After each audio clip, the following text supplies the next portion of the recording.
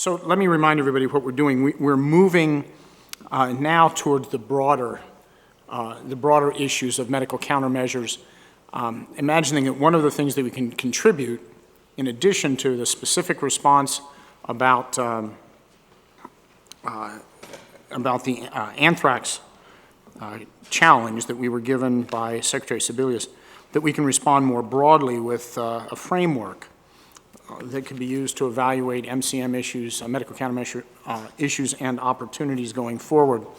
And so we've had committees working on this. You've been heading Subcommittee A? No? You're just given the responsibility of doing it. So what we're going to do, to remind the commissioners and those in the audience to let you know, is we are going to receive, the Commission is receiving a draft, a proposed framework, evaluation framework. We are mostly, this afternoon, we are in the mode of listening, a mode of making sure we understand what's being recommended to us as a commission. So this does not stand as our recommendation going forward just yet. And then tomorrow, we'll have a great deal of opportunity to make it our own. So let's start first. Christine, you're going to present, and then Dan, you're presenting as well. So let's start with you, Christine. So I am a member of Subcommittee A, and those who are on that subcommittee can also jump in. I think the idea was to sort of talk through some of the issues that are in the draft so that we can begin to grapple with them and then discuss them today and tomorrow, as Jim already said. So briefly, we're assuming there's some foundational ethical principles that guide research with children, and these principles are reflected in the current regulations in Subpart D. So one of those principles is there is an important value in identifying safe and effective ways to diagnose, prevent, and treat conditions that affect children through research, in identifying those ways through research. Some might even say there's a moral imperative, but we can at least say there's a value to identifying ways to treat children. Second, there's a general prohibition against exploiting people in research, including children. And one way that the current draft begins to talk about that, which has already come up this morning, is that there's an ethical norm and necessity that a democratic society not use individual children as means only to the ends of others, or as only means to the ends of others. Another foundational principle is that, again reflected in the regulations, is that greater than minimal risk research with children should be done only when the participants stand to benefit directly, the children stand to benefit directly, with two exceptions, and we've heard about these exceptions already today. The first one is the case where the research risk is a minor increase over minimal, and the research is likely to yield generalizable knowledge of vital importance to understanding or improving a subject's specific condition. That's what's reflected in 406.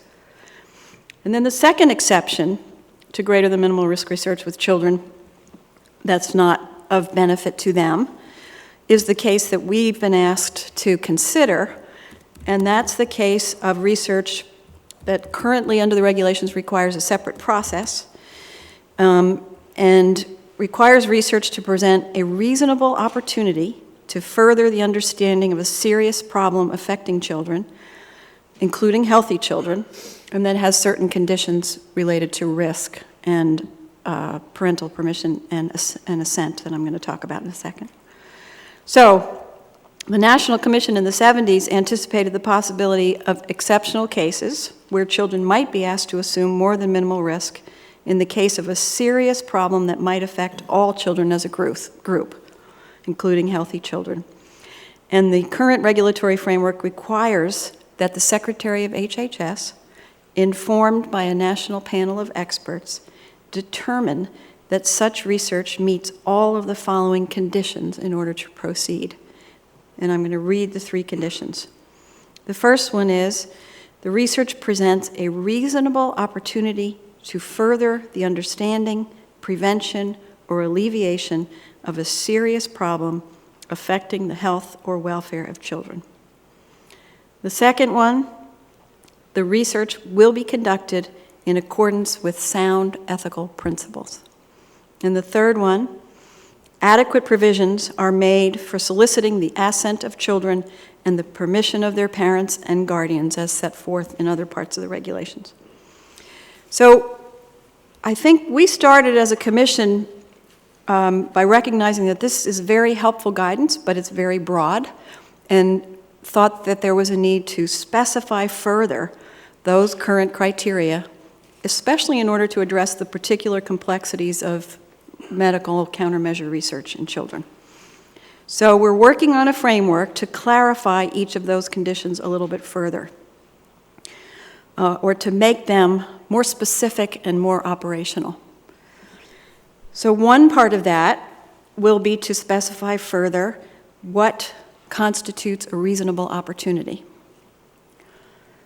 Another will be to specify further what's a serious problem, including that it has a problem that might have serious consequences and a mid to high threat level or likelihood of exposure in the context of MCM.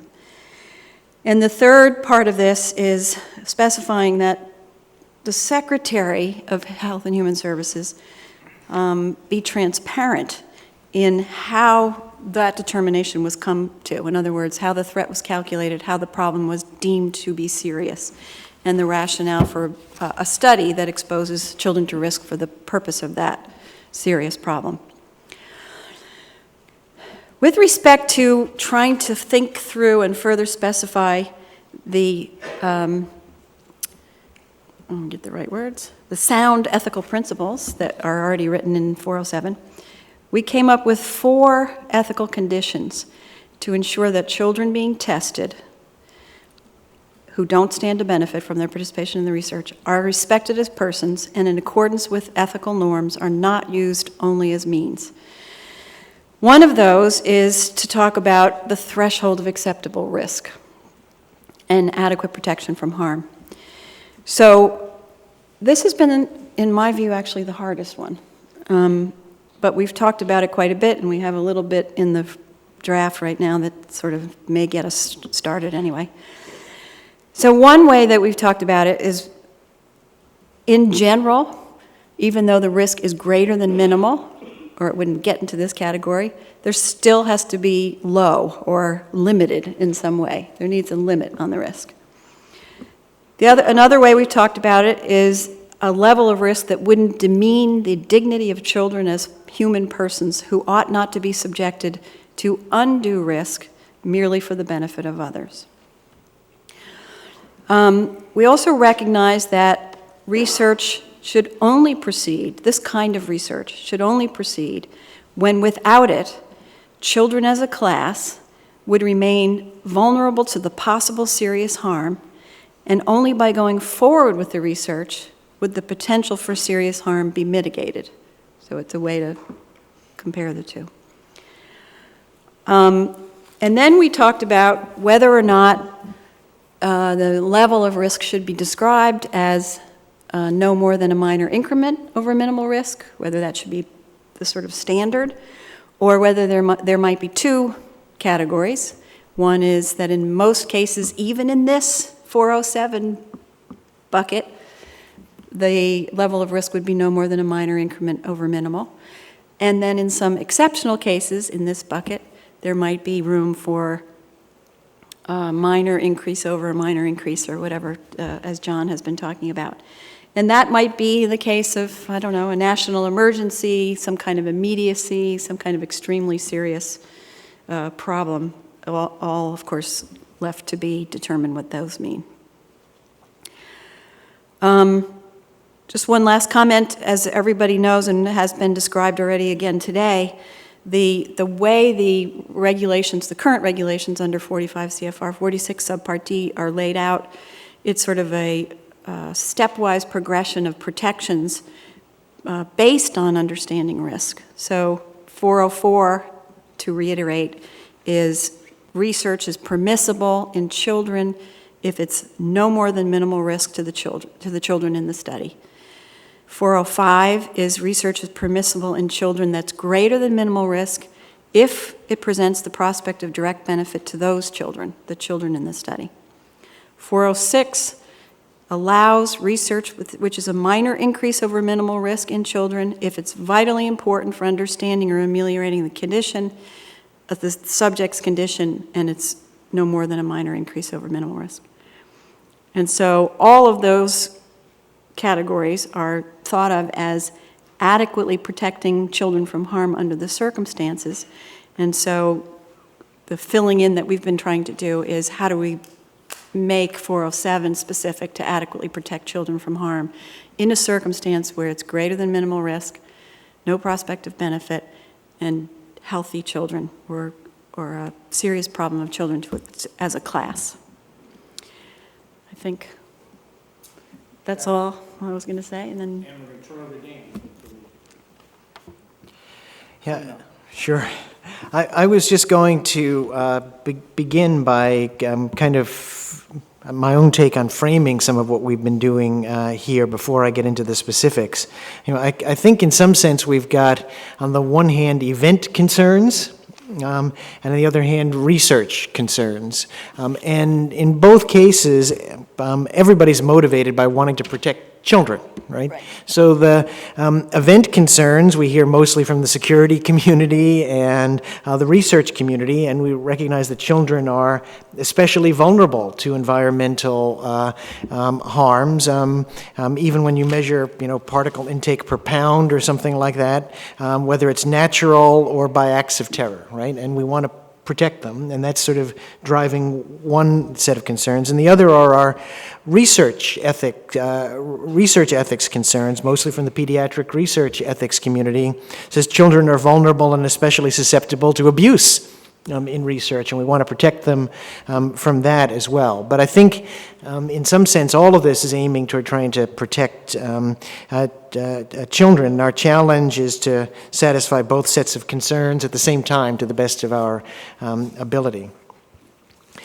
Given what Christine said, subgroup B sort of takes it as a conditional, sort of if we are to determine that there is some sort of medical countermeasures study that would be worthy of being undertaken, what are the sort of conditions under which we would undertake that kind of an experiment? And so anthrax vaccines are just one particular example of that. The low-hanging fruit, as I call it, in some ways, I think reiterates a lot of just what's out there in basic pediatric research, that it's got to be scientifically necessary. And again, we may want to put twists on this, that there would be no possibility of study in a less vulnerable population, that we really can't simply extrapolate from adults, that it's important and it's a well-formulated scientific question that's being asked, and it's about the welfare of children that's the concern. Secondly, that where it's possible and appropriate, that it be tested and found safe and effective in adults before trying it in children. This is something that we would think, and if not, at least do the best animal experiments and other kinds of extrapolations that could be done. Third, there's a sort of pithy quote here, that the expected benefit to children as a class must be sufficiently greater than that of the most beneficial alternative that does not impose greater than minimal risk without the prospect of direct benefit. To unpack that, I guess in some ways I just sort of say that what's being tested has a realistic prospect of being better than anything that's already out there. I mean, that's the way we want to say it, and that there's known, and that it's known to be at least as safe for children. For example, for instance, if antibiotics are safe and at least somewhat effective for bioterrorism threat X, whatever it is, and a new vaccine offers no prospect of a greater benefit, then there probably shouldn't be a reason to proceed with the studies. That's what I think that means. Can I just ask one question on that, which is, has the subcommittee deliberated on what would count as a greater benefit? I mean, is like greater likelihood of compliance a greater benefit? Is it just a greater therapeutic benefit? Does it have any greater definition than that? No, we hadn't gone in, as to my best of my recollection, to a lot of detail on that, but that's more, again, this is just sort of a framework that we're working with, and, we need to unpack more of this, certainly. What I think is Yeah. a friendly amendment. Yeah. That certainly ought to be Yes. taken into consideration. Yes. We know that CIPRO will work the question of whether it will be compliance. Correct, to taking correct. CIPRO for Correct, 6 correct. weeks. So I think that those kinds of considerations, the kinds of things we heard, again, if you want to get into specific examples here about the duration of the threat, the possibility of, something like anthrax spores hanging around for a long time, et cetera, all of those things would be details that would be filled into that. So I think that that's a Yes. friendly amendment. Yeah, there's practicality issues. Yes, yes, As well yes, as yes. scientific issues. Yes, yes. Well, I think you can make doing health services research about ethical issues. I know that you can do scientific studies of the practical concerns too, so it's not all exclusive. Fourth, again, low-hanging fruit, that the research is well-designed, that it's going to answer the research question that's being posed. Dr. Fleischman, for instance, suggested that it be adequately powered. We've got to have all those sorts of concerns. Fifth, that it be ethically designed. All right, that it minimizes the risks wherever it's possible to minimize the risks, that there be monitoring, that there be safeguards, that these sorts of things be built into the protocols. Sixth, and we heard some of this in our testimony, that subjects be selected fairly. Not for convenience alone, and that the children enrolled should be at least as likely to benefit as those who do not. For example, if we think that, children in a juvenile detention center are, an unlikely target for an anthrax attack, then maybe they're not the first people you go after to be the people that you're going to study in the study. Might be other reasons why you wouldn't want to make them the first people either, but that kind of consideration. There was some consideration to inviting those with some plausible chance of direct benefit to be the kinds of persons who, children that would be enrolled. It's hard to really say in a low likelihood, high impact event who those exactly would be, but you can begin to sort of say that, if there were children, we've heard these sorts of things before, children who work and live on sheep farms or something might be persons, children of first responders, et cetera, as we've heard something of here, who might have some chance of benefit. Although, again, we've heard the counter arguments that it cuts both ways. They may already have been at risk. Children, and then justice concerns in general. The children enrolled in the trial should have access to the intervention in the event of an incident. This seems to be, again, a very important concern. That there be some kind of fair plan for distribution and access to a better intervention should one become available. So that simply the fact that you've gotten this anthrax vaccine, if we find a better one later and you've volunteered, it doesn't mean you're stuck with the old one, that you have access to the newer stuff as well. Again, concerned with justice, that there be no undue inducements. You might pay for parking, et cetera, but you don't want to have large sums of cash that might be considered exploitative or too much appeal, for instance, to patriotism in ways that might be exploitative. And that there be no, as I've labeled it, quote, pay for performance requirements, that access to the intervention in the event of an incident is contingent upon your participation, right? That you don't want to make certain that people think that they don't get access to the intervention if there is an incident, if they haven't participated. And then, as we've heard before, the subcommittee felt that there should be a system of compensation for injuries directly related to participation. Again, the appeal here is absolutely to the altruism of those who would participate, and there is no direct benefit to the individuals, and certainly the numbers, as we've heard, in these kinds of things are likely to be small. So while at least within this sphere, we felt pretty strongly there should be some system of compensation for direct injury related to participation. And then a set of concerns about accountability and transparency. We felt that the HHS secretary must provide public justification for the research and an accounting of the risks and benefits and detailing the procedures for consent and assent and their justification as well, that all of this ought to be made public. And as we heard importantly this morning and again this afternoon, that community engagement is critical for this kind of research to take place, that it be a public and participatory process, that community engagement and education maybe is the first medical countermeasure, because it would be all well and good to do the study if no one uses the vaccine. So this is important. And then finally, to give a special emphasis in this kind of research to the assent of children who would participate.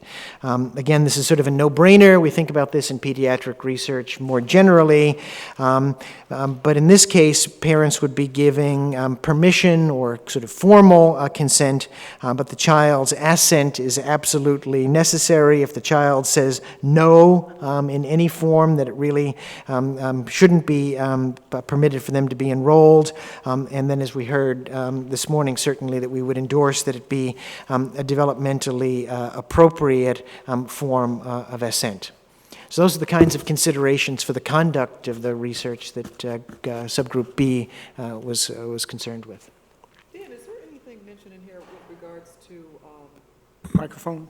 I'm sorry, with regards to distribution channels of how this would be, because you can have all this done, and it's one of the things that was brought up, I think, by Dr. Fleischman about, they're not, or maybe it was somebody, about right now they're just set up for the antibiotics. Oh, no, I know, it was the gentleman over here. Yeah, and there's no setup for the distribution of the vaccine itself, and I think when you're doing this, I think it's very important for us to say something about that, because you may have this all ready to go, but if you don't have the distribution in place, it's just a catastrophe waiting to happen. Bonnie, there were actually several, I thought, ideas brought forward. I don't know the merit of them for post-event things. Yeah, this is one was that distribution and access around fairness, but the other was insisting on some form of monitoring protocol post-event that also could. Yes. but I'm talking about actual distribution of the vaccine itself. No, you're right that we we had some discussion of sort of post-event considerations before you would even do this kind of research. And certainly, while we didn't say it explicitly, I don't think we in touched on here, it. We probably ought to mention that, again, it's not worthwhile to undertake this kind of research if we don't think that we're going to have, again, public participation, a distribution infrastructure that assures that people get it, that there be monitoring afterwards. I think all of that could deserve better emphasis here, because again, if that's not going to happen, then it's probably not worthwhile starting to expose children to the risk at all. So.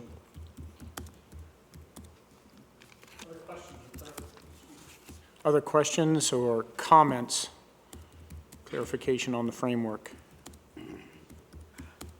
Yes, Lonnie. I want to ask, because I'm not clear anymore. I know we're putting together this framework, not just for AVA, but for just pediatric research and MCM research. But are we actually going to make a recommendation as to whether or not this research should take place for anthrax? We're imagining two outcomes from the committee, two products of the committee. One is this framework, and it would be terrific if by tomorrow's discussion or through tomorrow's discussion that guides our staff to help us so that between now and the end of the year that's really firmed up, so that in our meetings after the first of the year we might focus on applying that framework for a recommendation on the anthrax. We've been asked to opine on the anthrax piece, so we have to do that. So the thought is to have those two deliverables. Does that make sense? Yes, it does. I thought that was it, but it seems to me it becomes more difficult. There seems like there's these stumbling blocks in front of us since there has not really been adequate research done on adults. Yeah, getting back to the anthrax piece you're talking Right. about. Right. That I think we want to hold, and it will be one of the ways we test this framework. And what's missing before you could make a definitive recommendation. Yes. It almost seems to me that I think we need to make a recommendation on anthrax, but still a 407 panel to me is who would really decide it. Good point. So the framework should help them, and we can say what we think, but refer it, if you will, or at least think about doing it that way. Well, I guess specifically, we were asked to offer an opinion coming out of the prior commission's recommendation about the ethical dimension, not just the scientific dimension, but the ethical dimension of going forward. And we owe that opinion. That's a good Right. distinction. Yeah, Barbara, you're right. I mean, you're going to need a protocol in front of you to really get a grip on the actual risks that children are going to be exposed to. So, yeah. Yes, and the purpose. Of the study. Not just the risks, but That's it. Yeah, the whole 9 yards. Yeah. And in fact, in a sense, we would be providing one piece of it. We would be providing the ethical dimension of that. That's what we've been asked to provide, not to make the decision on whether or not testing should go forward.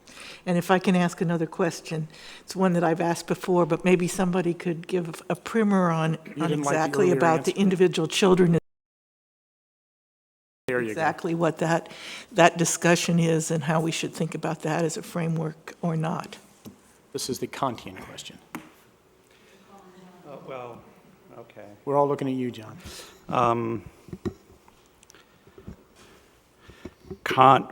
Nietzsche described Kant as a philosopher who said very commonsensical things in a language that common people couldn't understand. Okay, well, so Kant is famous for having said that human beings uniquely in the world, in the cosmos, are uniquely valuable because of our ability to reason, and to engage in rational agency, all right, to make choices geared by, dictated by reason. So this gives us a kind of unique value as opposed to everything else that's just stuff or just a means to an end, okay? So Kant makes a distinction between treating people as they are, as ends in themselves, respecting their personhood, respecting their ability to make choices, and just using them like you'd use a thing, okay? So, and the usual test for that, is the maxim that, you should never, use somebody for an end that they couldn't or haven't consented to, right? So one way that you're just treating somebody as a means to an end is you're just doing stuff to them without their consent. That's a major Kantian test, all right? So,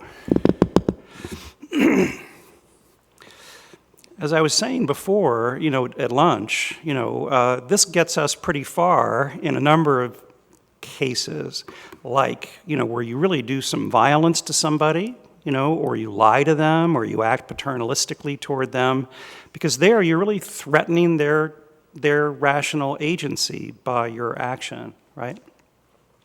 So I think what we're getting at here, and we'll have to debate this more tomorrow, is whether that kind of principle is useful for us in this context, right? Okay, because children certainly aren't rational agents. Some of them can give assent, right? But they, for the most part, can't really give genuine consent. So the Kantian terminology, I think there's a desire to use that to indicate that you just shouldn't treat people like stuff. You shouldn't treat people just as mere means to your ends, regardless of their interests or their desires or their consent.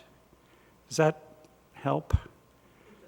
Okay. I mean, but the one issue that we probably should discuss tomorrow, Dana and I had an interesting discussion in the hallway about this earlier, is whether that kind of language at the masthead of our framework document is really going to be helpful, because the problem that I see here is we don't really know if we're treating somebody as a mere means to an end until we know what level of risk is acceptable, right?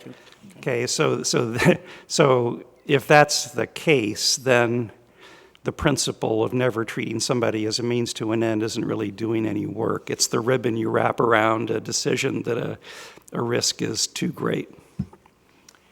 Actually, I've got Dan wanted to respond first. Can you hold Christine for a second? Yeah, just to give you a sort of history on how I think that got to the position it did within Subcommittee B, is that it came out of this sort of trying to look at the risk. And one of the things that we said, well, we shouldn't tolerate a level of risk that's exploitive. And then exploitation raised questions about dignity. And dignity got us to the sort of Kantian language in which we said, well, we shouldn't treat children merely as means, because this is the basic problem with the ethics of research. If you simply do research on children so that, for instance, we were saying before, adults will benefit, that seems to be the kind of instance in which that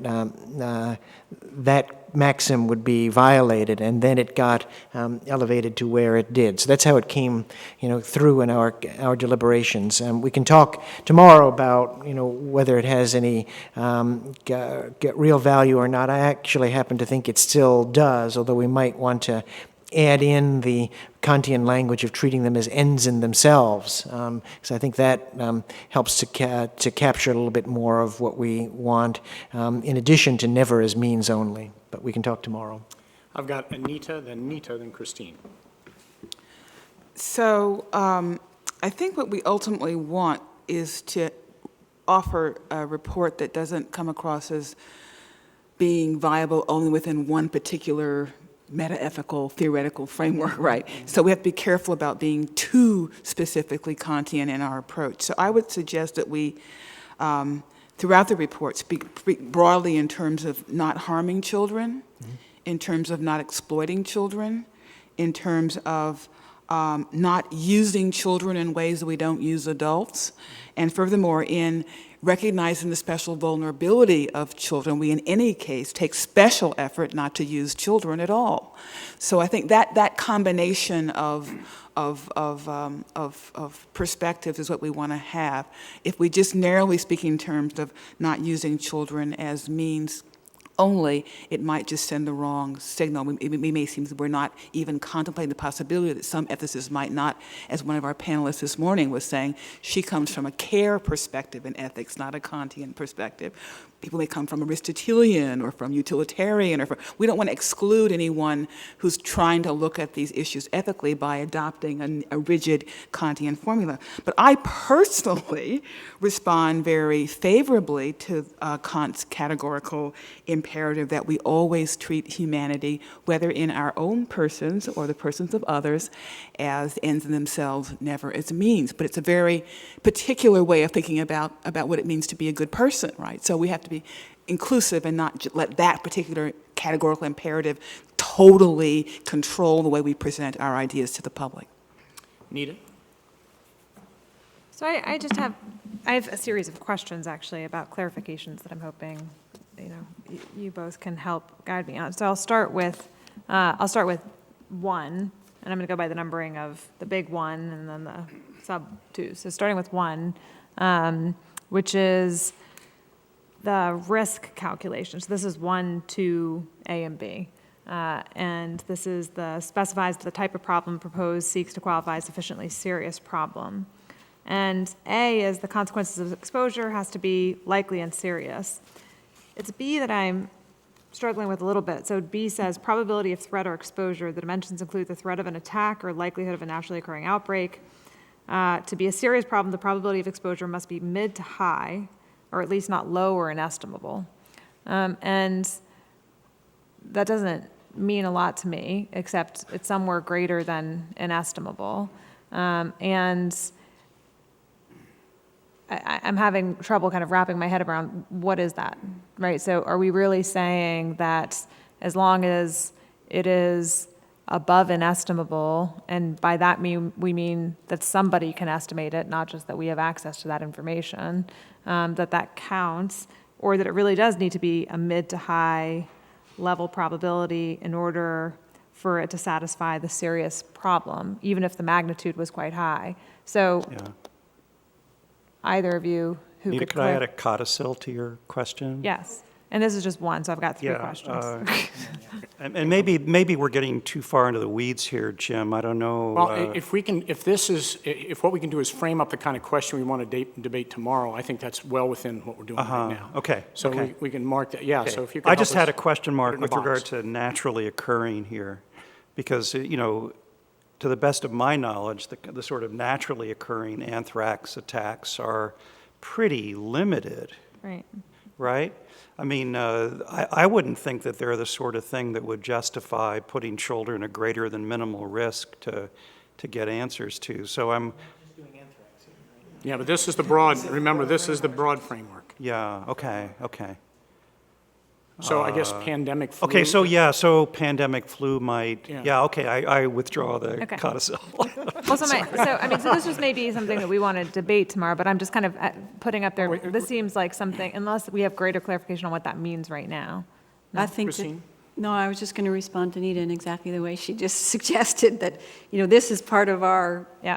subcommittee, and the question really at hand was, how do we think about what constitutes a serious problem? How do you describe that? Right. And so these are just possible ways to describe it, but I think you're absolutely right, that sentence, we maybe have to decide which one do we mean of those two, and not both in the same sentence, so that doesn't make any sense, but. And also hear the committee's thinking about mid to high versus low or inestimable. I Yeah. hope we can have some more conversation. Yeah, So maybe I'm just marking that for conversation. I think it's a good conversation to have. I mean, where is that between your nose and your hands when you're Yeah. now talking about Yeah. risk? All right, so a couple more. The second one is, again, this is a subcommittee A thing. So this is not. This is under number 2, Yeah. number 1. So this is the threshold of acceptable risk and adequate protection from harm. So in the second full paragraph there, which is research within this framework must involve a level of risk that would not demean the dignity of children. Further down that paragraph, we have that such research may only proceed when, without it, children as a class, many or all, would remain vulnerable to the possible serious harm, and only by going forward with the research, the potential for serious harm would be mitigated.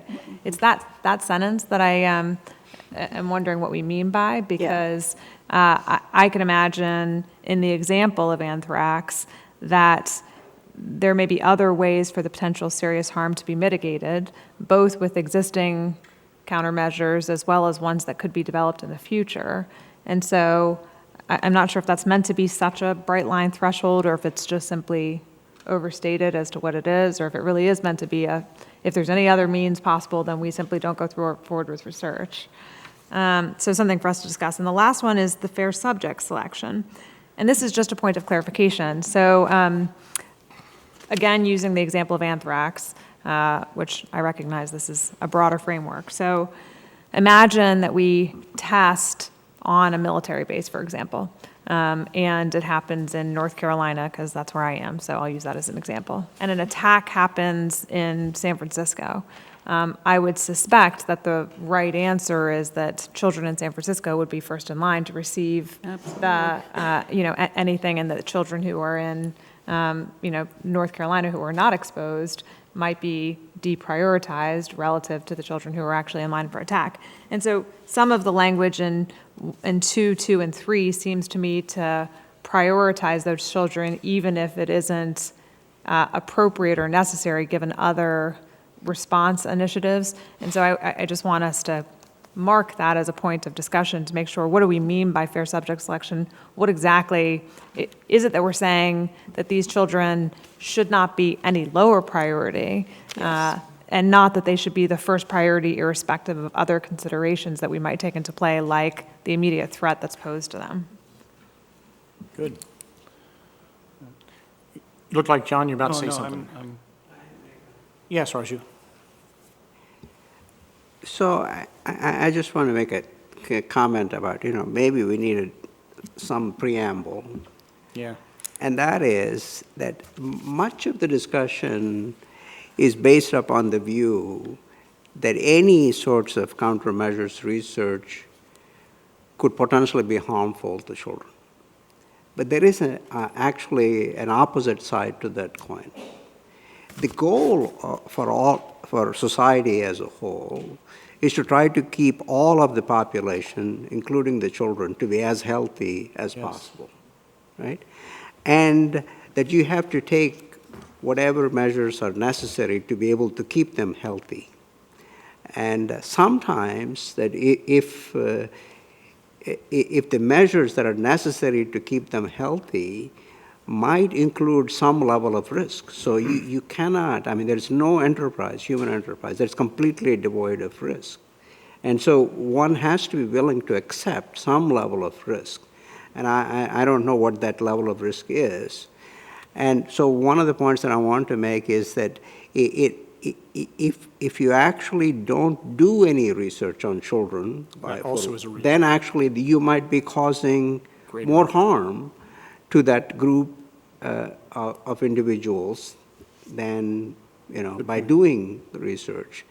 And so there has to be clearly a balance between these two, but we don't want to sort of start out and saying, this is a terrible thing to do, and we're trying to minimize, the risk to people, without recognizing the importance of, measures that are required to be able to keep that population healthy. Dan, you want to respond to that?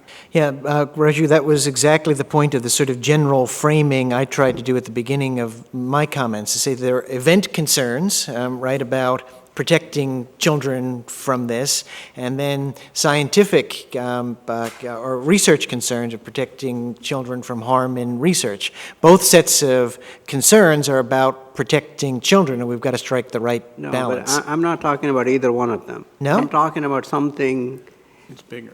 beyond that. The first, principles is that you want to be able to keep children healthy. Right, so I take, Yeah. Raju, what Well, you're yeah, saying to be, yeah. there may be an ethical principle of, that General we have a beneficence. duty to actually, a duty to do testing to General safeguard beneficence. children Yes. under certain Yes. circumstances, and that we should All consider. of the population. Yeah. Right. Yeah. Yeah. I think I tried to say that in the beginning, because, some of it says there's a value to it, and I said, Yeah. some would argue it's a moral imperative. Yeah. It's a moral Yeah. imperative to do the research. Yeah. We ought to debate that Yeah, tomorrow. Raju, another helpful source might be, I guess it was the Institute of Medicine report on public health ethics, right? Where they just spelled out very clearly at the beginning that the goal of public health is to foster conditions that keep the population healthy, right? So that's a place to look. That was an IOM piece? I don't remember that. Has that been in our reading? Has that been in our reading? I don't believe so. George Benjamin could quote chapter and verse. I'll bet. I'll bet. I'll bet. Just quickly then, and maybe what you're actually saying, which I didn't think was different from what I was saying, is more a principle that we've elucidated before of public beneficence, right? And particularly towards children in this case. So. In other words, taking positive actions could be, in some instances, be beneficial. Yes. Could we, in some instances? Beneficial. Other thoughts? Look at my watch here. Other thoughts? Yes, Lonnie? We talk about, and we talked a lot about this in Subcommittee B, about assent of children who can give assent and consent of parents. But given the testimony today with regards to the current framework of informed consent, is there anything that we want to see as a commission that would elaborate on that? Say that again. You mean in this framework? In this framework, because Okay. Okay. they didn't feel that what we have today is adequate, which may be true. And I'm not suggesting anything either way, I'm just posing the question. That's good. Well, I've got about a half a dozen things that should keep us busy tomorrow, and that's before we really dig in. Yeah, Barbara? Go for it. The community engagement piece, they spoke very eloquently, and that needs to be expanded here, and we could talk about that tomorrow, too. Good, good. Get beyond hand waving. Yeah. Rumor has, yeah, Dan. Just another comment that I think we don't say anything about the question that we discussed a little bit this afternoon about what could possibly be the justification for a parent enrolling a child in such a study to begin with at all, in terms of the sort of values that at least some people would have of altruism and contribution to the public good. And we ought to at least, what we have here is a framework for protecting children, but we haven't said you say we anything should about acknowledge the the possibility different motivations. that there would be, ethically reasonable motivations for parents to engage on occasion within a proper structure of protection, so they don't go too far, to allow the children to participate in such research. Got it.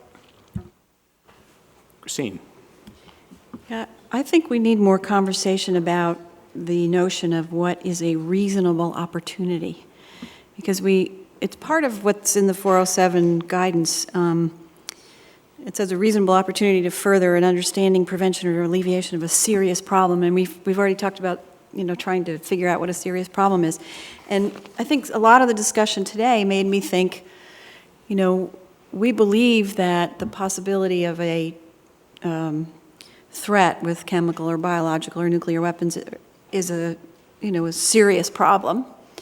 But that doesn't mean that every research question is a reasonable opportunity to further understanding of how to solve it. And so how do we put those two things together? It's interesting, there's a whole science of risk management, as you know, which tries to weight those things, the seriousness of the problem and the likelihood that it will occur, and that may be a place for us to get a little guidance as well. Another thing that came up in our discussion today that I think might be helpful addresses, I guess, the second of Nita's concerns, is that you could see we were struggling with what the reasonable risk would be in terms of research risk.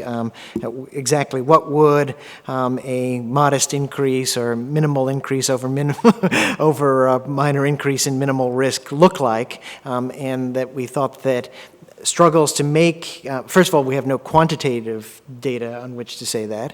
Second, we struggled here, and you can see as others have, to do something in which we try to define necessary and sufficient conditions and have a airtight definition. Maybe the best we can do is something that would be stipulative, and sort of point out the kinds of examples of things that we would think are within the bounds of what this could actually mean, what would be beyond it.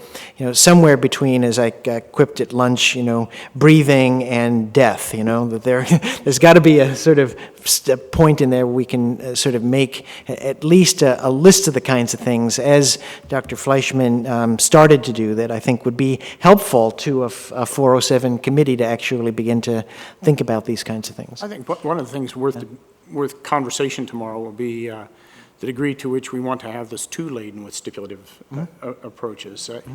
I have a certain reluctance to that unless it's just absolutely sort of last resort. And even if it is, how would we exercise it for the specific example of anthrax? Do you agree? I can't tell if you're no or yes on that.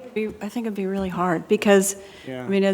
as we've discussed and as people have said, risk is probability and magnitude and reversibility and duration and all kinds of other things. And, even in a very minimal risk procedure, there's a remote, sometimes, chance of death.